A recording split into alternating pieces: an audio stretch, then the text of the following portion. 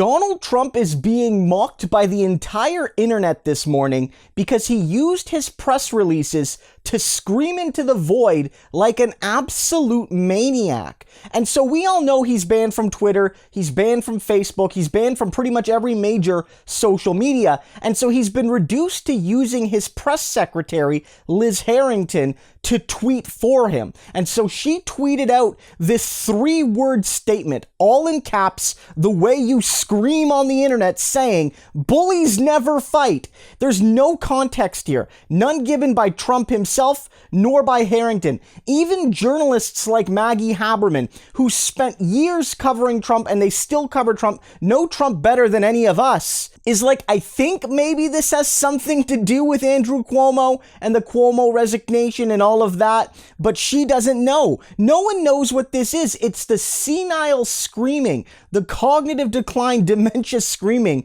of an ex-president onto social media in a way that's super inefficient because he's not allowed to tweet. This is the exact sort of thing Trump would use Twitter for. It's within the character limit. It's not a big, long thing. It's not a formal press release. Trump would put out a couple dozen of these a day, seemingly, when he was president on Twitter, and now he can't do that anymore. And there was another one of these yesterday, the day before, basically. Did everyone forget that the Democrats spied on me? Did anyone just forget that? Again, most of the statement being in capital letters as well. When there was no spying, remember there was this story called Obamagate, allegedly Obama and Biden, after Trump won, but before he took office, were spying on him. None of this has ever been proven. There's no evidence of it, but it became one of these narratives in the final days of the election and the Trump presidency, blah, blah, blah. The point is, you're seeing this man erode in real time.